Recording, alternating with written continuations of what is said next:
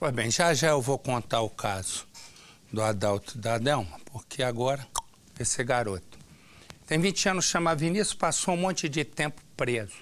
São uns meses preso, envolvido com negócio de droga, essas coisas. Resumo, de repente ele olha e diz assim para a irmã: irmã, eu vou ali, mas eu volto rapidinho, 10 minutos eu volto. O que aconteceu? Ele foi e não voltou. Procura daqui, procura dali, passa hora, passa dia, acabam encontrando o rapaz morto.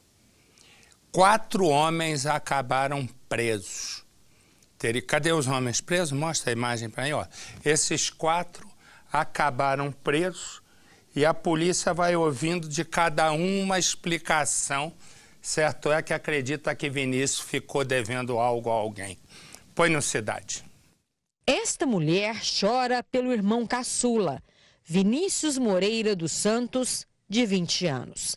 O rapaz foi assassinado a tiros.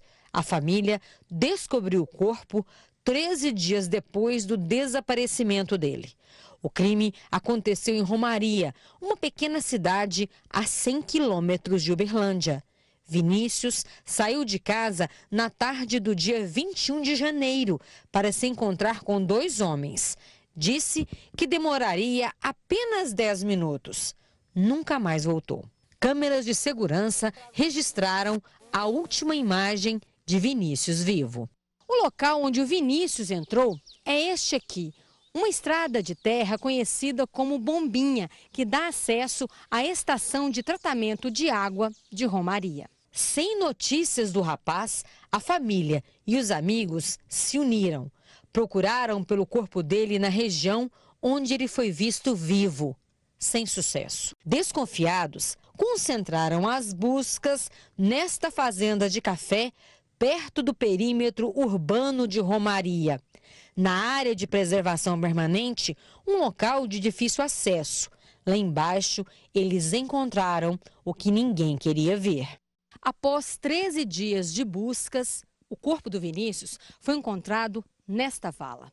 Foram os amigos e os familiares que o encontraram. E olha um detalhe, os chinelos do rapaz estavam lá em cima e os familiares acreditam que ele foi assassinado lá em cima e o corpo jogado aqui embaixo.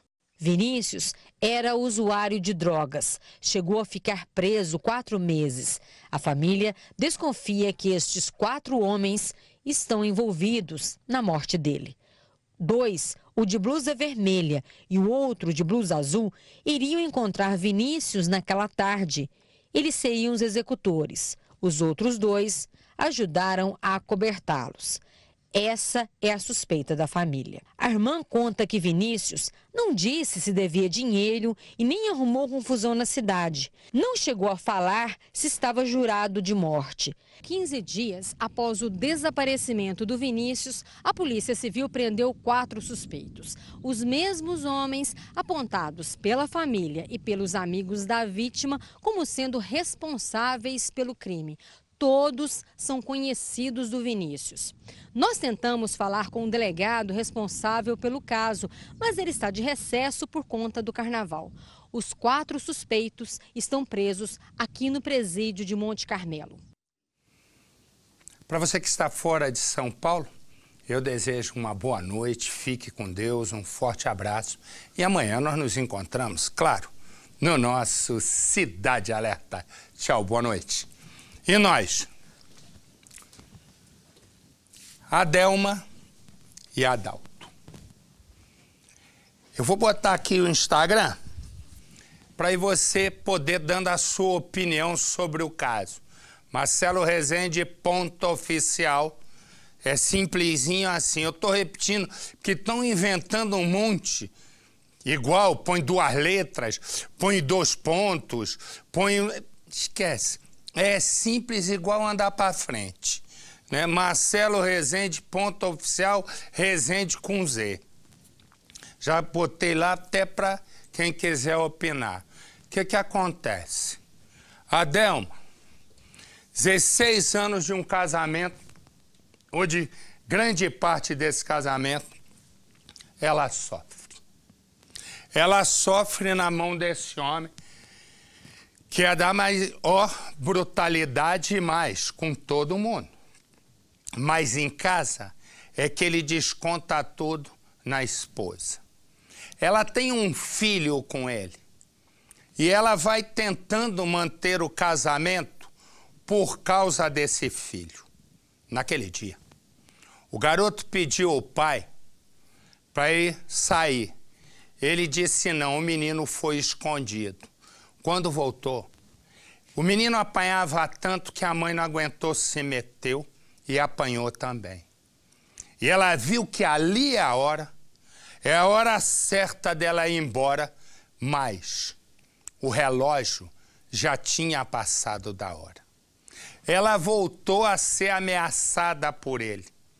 Aí ele tenta no aniversário dela uma reaproximação. Ele manda uma caixa de chocolate e um bilhete.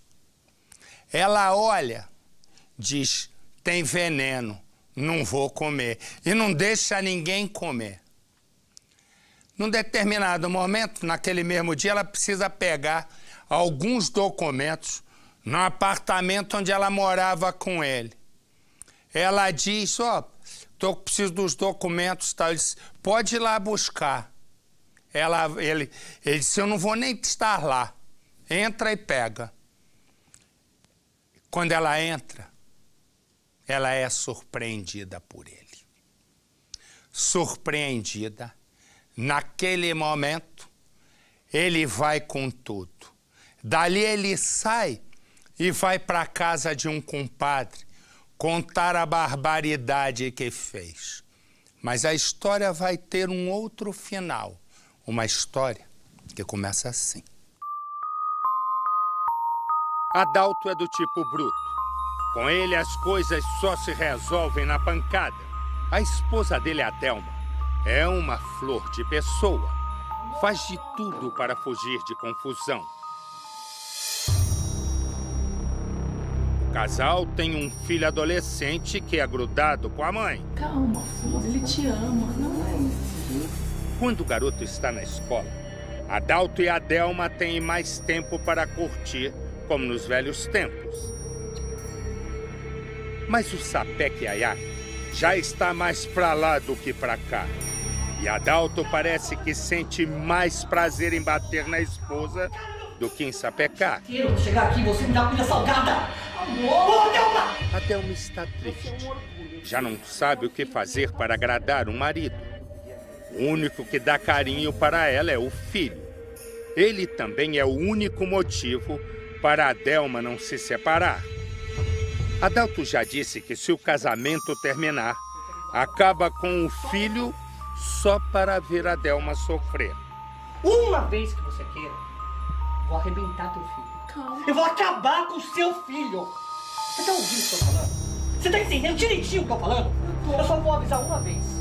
O menino pede para sair com os amigos, mas quem tem que autorizar é Adalto, o que não acontece.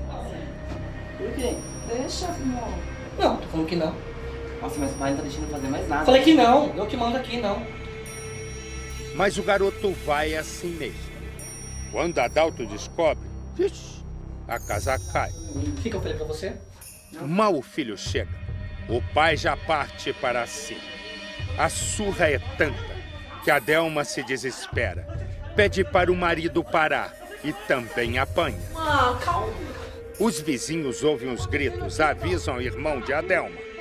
O rapaz chega para salvar a irmã e o sobrinho, mas Adalto persegue no meio da rua com uma faca na mão. Você vai, vem cá, vem cá! É a gota d'água para a família de Adelma.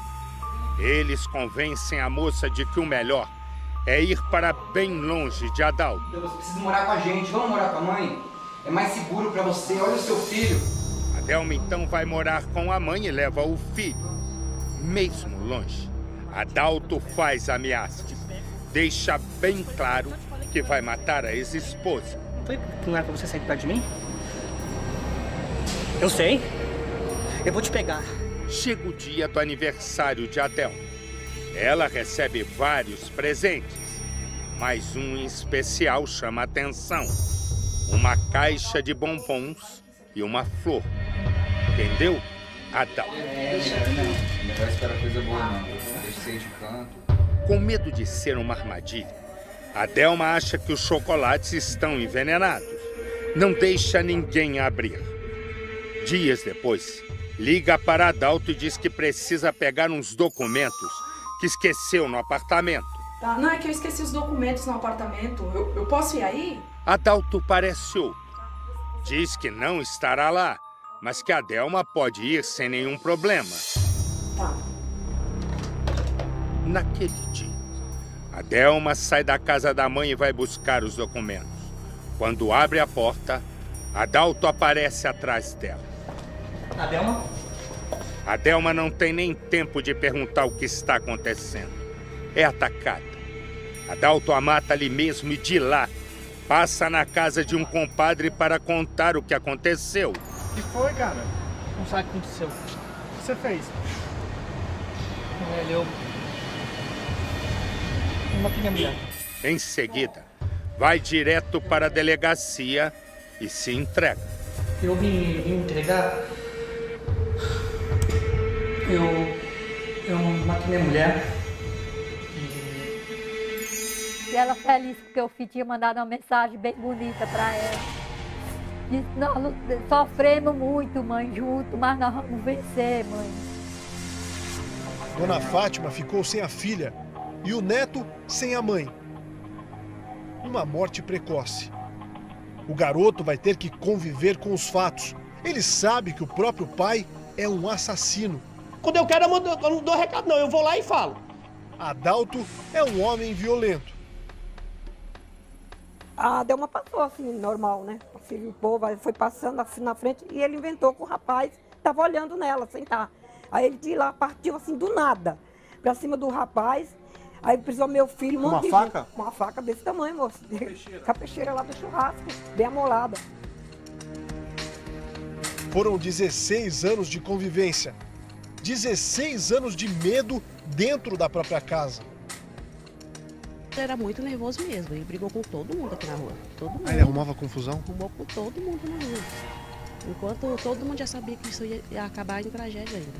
Adelma segurou o pavor que tinha pelo filho adolescente e foi justamente pelo menino que o casamento acabou. Estava no telefone mais ele falando, perguntando se minha filha estava melhor. Ele está, esse neto seu que não presta, eu vou matar lá agora. Aí ele deixou o telefone. Falando que ia matar o filho? É.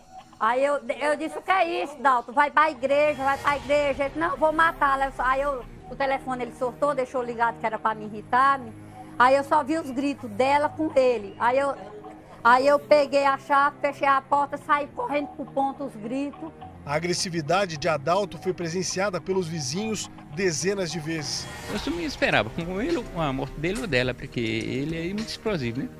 A briga que aconteceu 2 meses e meio atrás gerou a gravação. Eu bati no meu filho, dentro da minha casa, tava repreendendo meu filho. Eu não mandei sua mãe e seu irmão vir pra minha porta me desacatar não, entendeu? E se você achou ruim, vinha pra minha porta, que você é diferente. O pedreiro não pretendia ficar só e também não queria que a Adelma ficasse com ninguém. Mandou flores e chocolates no dia do aniversário da ex-mulher, 5 dias antes de matá-la. Não deixou o menino comer. Pode estar envenenado. Foi isso que ela falou. Ela estava com medo que o bombom tivesse envenenado? Isso, ela estava com medo. Ela não deixou o menino dela abrir. Ela jogou o bombom.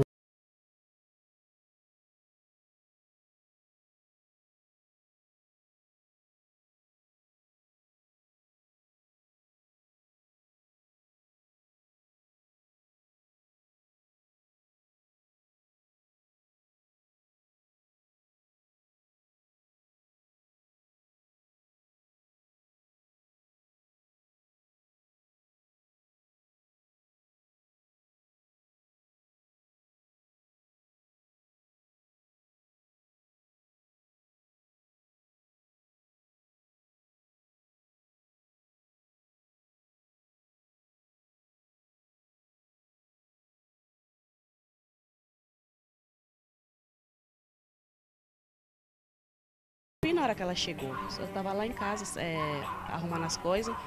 E foi foi muito rápido, foi coisa de 3 minutos, não foi demorado. Ela entrou e ele entrou atrás. Todos viram. Esse momento foi ela já estava aqui, aí depois veio ele. Entendeu? Subiu a rua de moto. Subiu.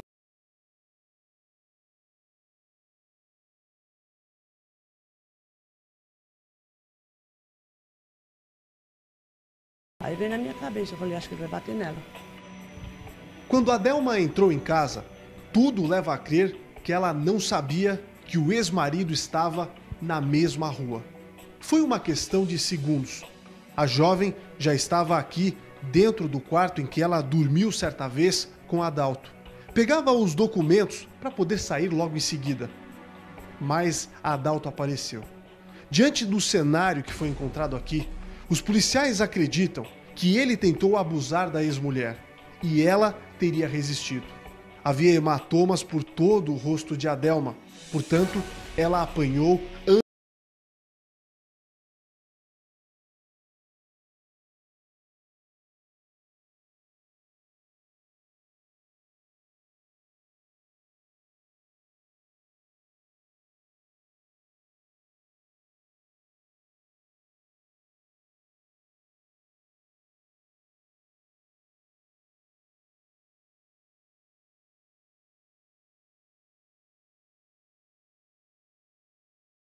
Testemunhas contaram que Adalto saiu pelo portão não para fugir, que estava completamente sujo depois da violência, que subiu calmamente essa rua até o final, bem ali onde está aquele portão azul. Teria contado então logo na sequência para o próprio compadre que tinha assassinado a ex-mulher. Logo depois, quando a notícia se espalhou, Adalto desceu a rua, entrou mais uma vez em casa, na cena do crime, pegou as chaves da motocicleta e veio até aqui. Ligou a moto, desceu a rua e foi buscar o carro que estava estacionado lá para baixo. A moto é a mesma que aparece nesta fotografia e até um assalto recente, em que a empregada doméstica foi vítima. 15 dias antes do assassinato, Adelma fez como na rotina. Veio de carro até esta rua para estacioná-lo na garagem da casa da tia. Era o que ela fazia de segunda a sexta-feira e seguia na sequência de ônibus direto para o trabalho. Mas naquela manhã, algo diferente aconteceu. Adelma foi abordada por 2 homens num assalto. Exigiram os quase R$2.000 que ela carregava e, estranhamente, as chaves do carro. Mas os bandidos não levaram o veículo. A família agora acredita que tudo já era início do plano do ex-marido, que queria irritar Adelma por conta da separação. Adalto estava com as chaves reservas do mesmo carro.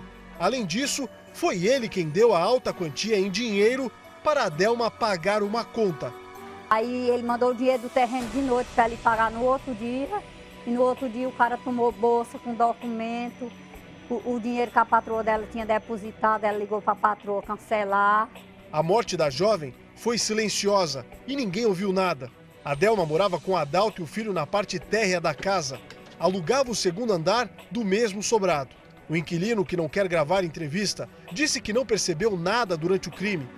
As câmeras de segurança foram apreendidas e estão em poder da polícia. A família não entende por que a polícia não agiu antes. Nós não fez nada. Nós fomos em 3 delegacias, fomos na sexta no dia que aconteceu. No sábado eles mandaram ir de manhã que não ia atender. Aí 9 horas da manhã ela foi, aí depois eles passaram para meio-dia ela foi, de 5 da tarde, eu disse que eu vou mais tu. Aí eu fui, eles, não, nós só vamos atender 8 horas da noite, vá-se embora e vem. Eu disse, moço, nós não tem gasolina para estar andando assim. Adalto ficou livre para cometer o crime e não se sabe até quando vai ficar atrás das grades. Afinal de contas, ele se entregou. Mas quem vai ficar lá é 2 anos, não só 3. Porque ele diz que tem advogado, né? Ele trabalha para advogado, então como é que pode defender um infeliz desse? Que tirou a vida de uma mãe de família, o menino ficou órfão aí, ela doente para cuidar dessa criança. A mãe dele já morreu, só tem ela agora por ele. E a questão que o Polido fala ali, tem toda a razão, é o seguinte: até quando ele vai ficar na cadeia porque ele se entregou. E se o julgamento, que fatalmente demora, né, o que ocorre? Qualquer advogado vai lá e diz, não pode estar preso sem julgamento. E ele acaba saindo. Mas tem uma questão. Bota aqui o nosso Instagram. O que acontece? Acontece uma coisa, e essa é uma questão, né, que você pode opinar aqui no Marcelo Rezende, .oficial, no Instagram, e segunda-feira vai estrear o meu site, Marcelo Rezende, lá no Corta Pra Mim, no r7.com. Para tu ver a importância, né, dessa nossa conversa, desde que eu voltei, eu botei no Instagram. E teve no R7, isso repercutiu lá. Tem uma coisa que se chama o seguinte, impacto na rede social. Um fala com o outro, compartilha, que conta com o outro. Em uma semana, com a questão de falar na questão do falar do Instagram também, o impacto que é, tu vai para ali, um fala com o outro fala com outro sobre o mesmo assunto, Deus sabe quanto, está sentado, 409 milhões, o dobro da população brasileira, de impacto nas redes sociais. Acabaram de passar para mim, né? São empresas especializadas em monitoramento, 409 milhões de impactos nas redes sociais. Isso quer dizer o quê? Que aqui, ó, o Marcelo Rezende .oficial vai servir para muita coisa. E nesse caso aqui, essa é a pergunta que eu coloquei lá, e eu vou dar a minha opinião. O que ocorre é muito simples. Se você é mulher, o marido levantou a voz e não aconteceu nada, pode ter certeza que corre o risco de, na próxima, ele fazer uma covardia.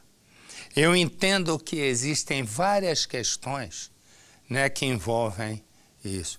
Às vezes a mulher não tem para onde ir, às vezes ela não tem como se sustentar e por isso fica nessa dependência.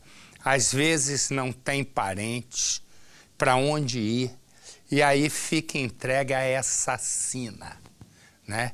Sina assassina, porque no final geralmente dá isso.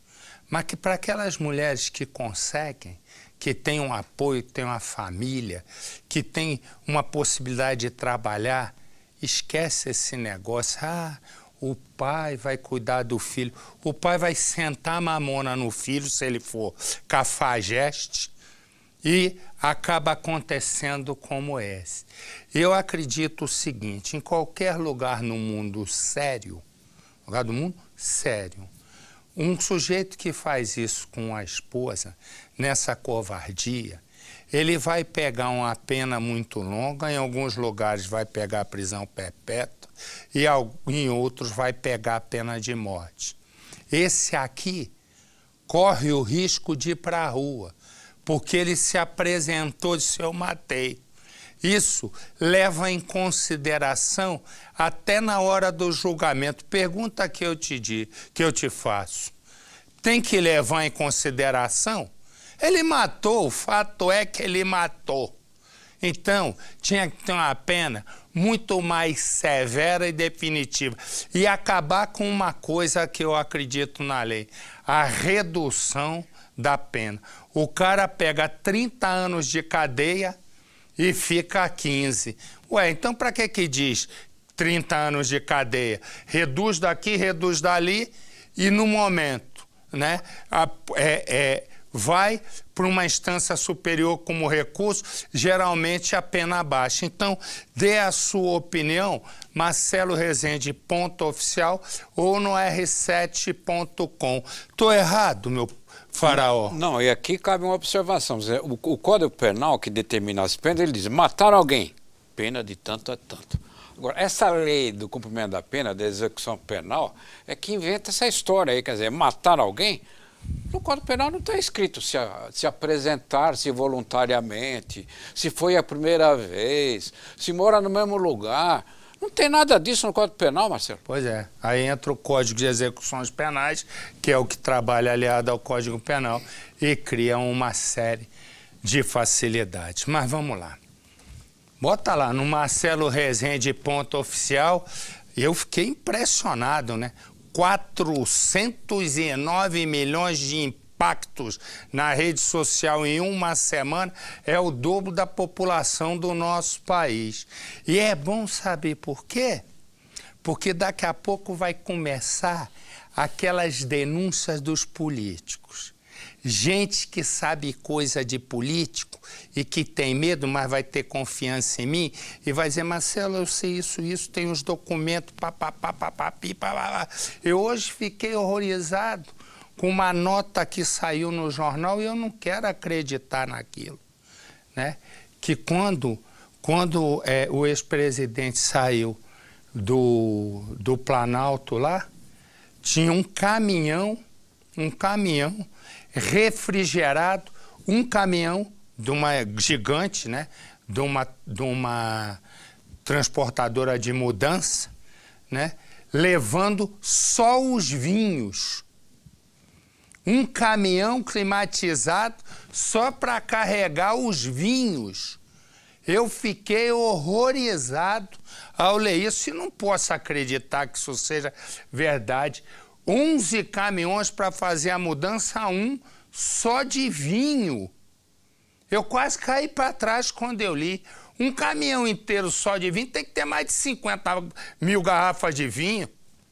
Eu disse, não é possível. E eu vou te falar, eu não consigo acreditar no que eu li.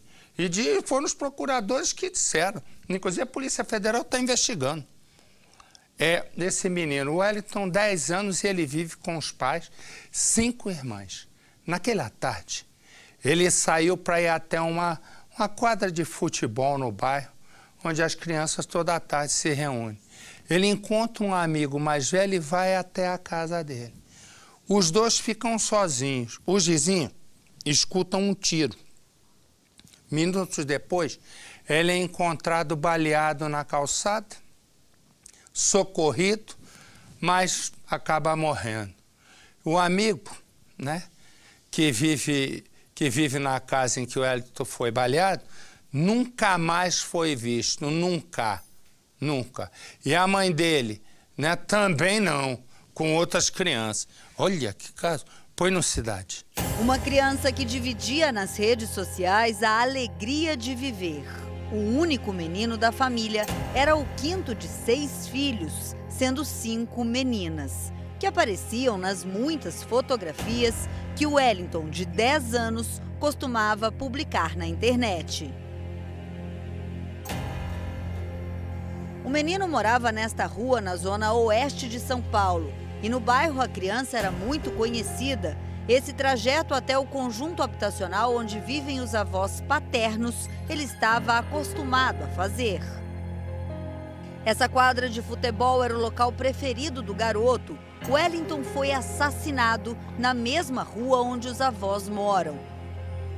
A criança estava caída no chão nesta calçada, bem em frente a esta casa. Chegou a ser socorrida, mas morreu depois de dar entrada no hospital. Wellington teria saído de casa para ir até o campo de futebol aqui do bairro, como fazia normalmente, para jogar bola. Para isso, andou cerca de 2 quarteirões até a quadra. Lá, um colega dele, que teria 15 anos, foi chamar a criança. E os dois, então, vieram para este imóvel. Aqui seria a casa deste adolescente de 15 anos, que, de acordo com uma testemunha preservada pela polícia, estavam só os 2 menores lá dentro no momento em que aconteceu o tiro. Quando a polícia chegou, a casa já tinha sido abandonada e estava fechada. Vizinhos evitam falar sobre os moradores do imóvel onde tudo aconteceu. Tinha um homem também que morava aí na casa? Não, o homem nunca vi, não. Só a mãe? Só a mãe. E 3 crianças? 3 crianças. Você não sabe nem mais ou menos o tamanho dessas 3 crianças? Não.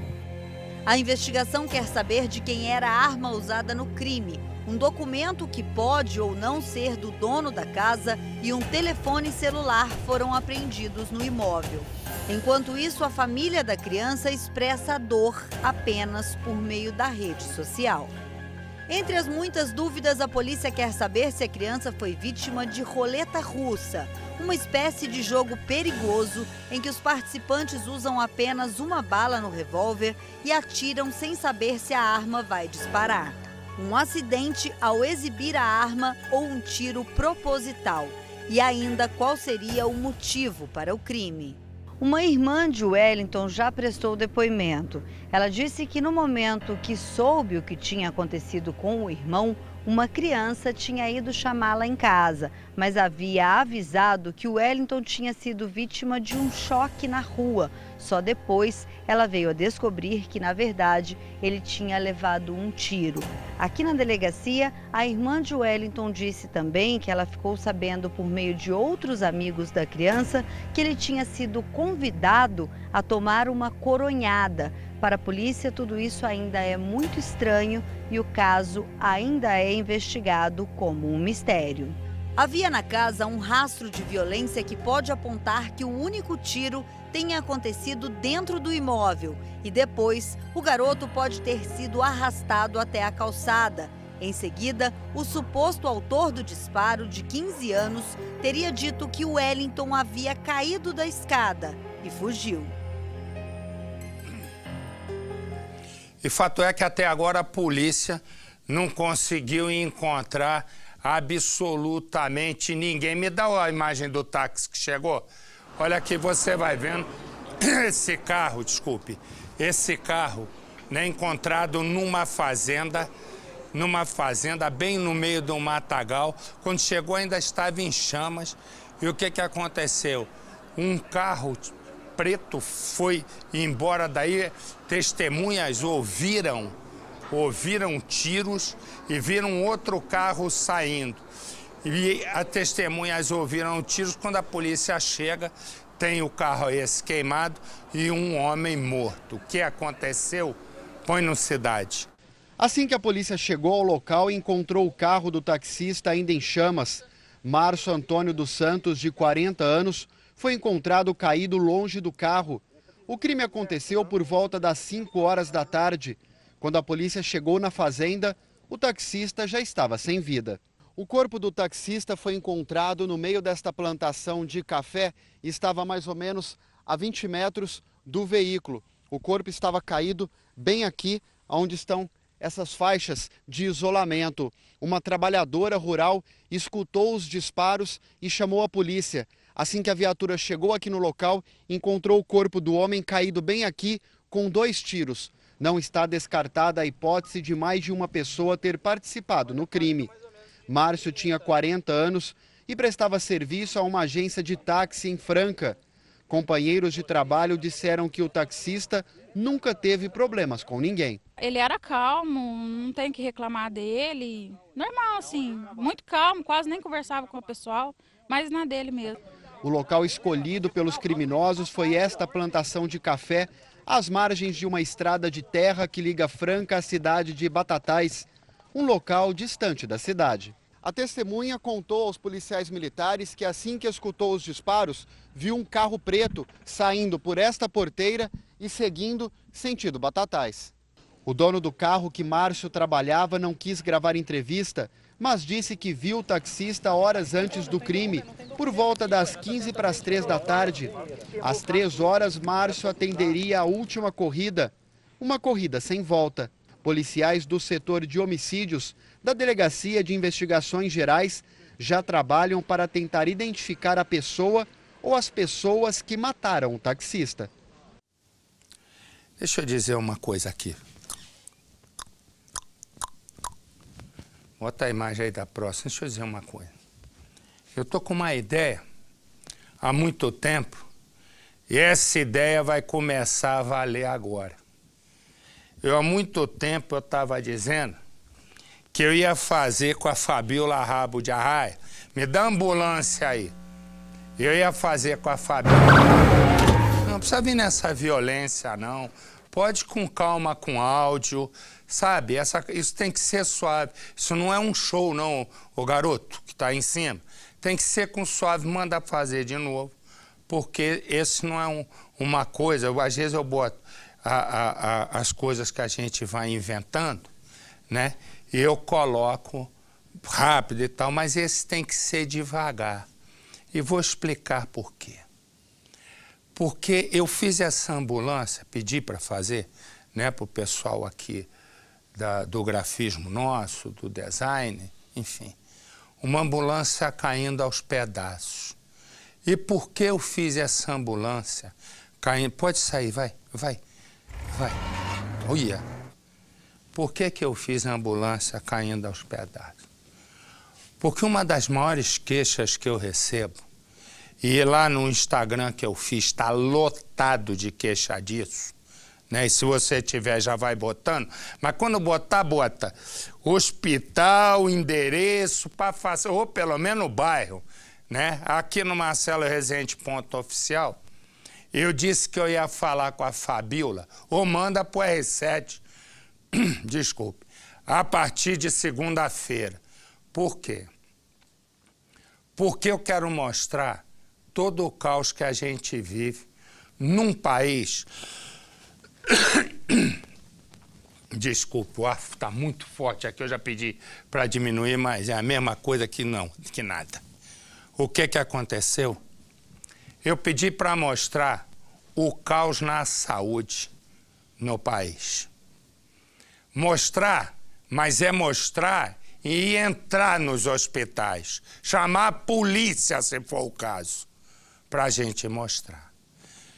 E a Fabiola vai começar. Mas agora, o que ocorre? 21 pessoas perderam a visão totalmente ou parcialmente depois de um mutirão de cirurgia de catarata nesse hospital municipal de São Bernardo do Campo. 21 pessoas. Se a gente não tem ali o negócio do Instagram, a gente não ia saber. Todas operadas pelo mesmo médico, no mesmo dia, e a suspeita é contaminação. Exatamente. Teve um senhor que perdeu a vista. Teve que arrancar. Então, nós vamos mostrar, e se você tiver queixa, hospital público, ou sei lá qual hospital, manda aqui. Marcelo Rezende ponto oficial pra gente. Vai ser assim que a gente vai combater toda essa mazela, né, do serviço público, onde prefeitos, governadores e governo federal metem a mão no nosso bolso. Roubam o nosso dinheiro e não fazem nada por nós. Põe no Cidade. As cirurgias de catarata foram realizadas neste hospital de São Bernardo do Campo, na Grande São Paulo. Esta mulher estava entre os pacientes operados. Ela conta que estranhou a rapidez na preparação para o procedimento. Isso é um exame da pressão. Ela conta que depois da operação foi liberada sem curativo. O cirurgião perguntou, colocando um tampão em você, deu uma lampinha assim por fora. Eu falei, não colocou nada. A mãe de Ricardo passa pela mesma situação. Então, chegando perfeitamente bem, já no dia seguinte, já estava com um diagnóstico ruim, de muita dor. Aí na segunda-feira mais dor, na terça-feira mais dor. Na quarta começou já aquela de manhã, já muito inflamado, infeccionado, muito inchado. Quando foi à noite, já quando foi falar pra gente que a gente encaminhara para outro hospital em São Paulo, já o médico falou que já estava com a visão perdida. Dona Elza já está em casa, só que além de perder a visão, precisou retirar o globo ocular. Os 27 pacientes realizaram o procedimento no mesmo dia com o mesmo médico. 21 perderam a visão total ou parcial do olho operado. A Secretaria Municipal de Saúde confirma o caso e investiga se a contaminação foi provocada pelos medicamentos ou equipamentos utilizados nas cirurgias. Alguma situação levou essa bactéria para dentro do centro cirúrgico e em alguma manipulação, em algum processo, essa bactéria contaminou os pacientes. Só o processo de rastreabilidade, de análise laboratorial, de todos os insumos e medicamentos usados nesse dia poderá afirmar com precisão qual foi a origem e como se deu a contaminação. Os procedimentos de oftalmologia são realizados por uma clínica contratada pela Secretaria de Saúde. Por enquanto, todos estão suspensos. Mas para as vítimas, quase nada pode consolar agora. Eu perdi a vista. Agora, se fosse feita a vista direita. Como eles queriam? Como eles queriam, né? Eu deixei. Dá uma solução pra gente o que está acontecendo, né? Não entrega nem pra gente nem um relatório médico que está acontecendo. Que eles não querem entregar pra gente. Isso aconteceu em São Bernardo do Campo. O hospital é municipal, correto? Um hospital novo e várias pessoas já perderam a visão totalmente ou parcialmente. Portanto, isso é só um aperitivo do que vem por aí. Pode mandar as informações aqui, ó, no Marcelo Rezende .oficial e segunda-feira, Marcelo Rezende .oficial, simplesinho assim, ou segunda-feira também vai ter no R7.com, o site lá que eu fiz vai estrear, também vai ter um espaço, põe no Instagram, põe lá e vai ver o que vai acontecer. O Cidade Alerta é um programa policial a caminho. Já há algum tempo eu já venho fazendo, mas eu vou deslocando o perfil. Acho que a gente tem que mostrar matérias policiais, mas pegar essas autoridades e mostrar o que eles não fazem. Corta pra mim, aqui.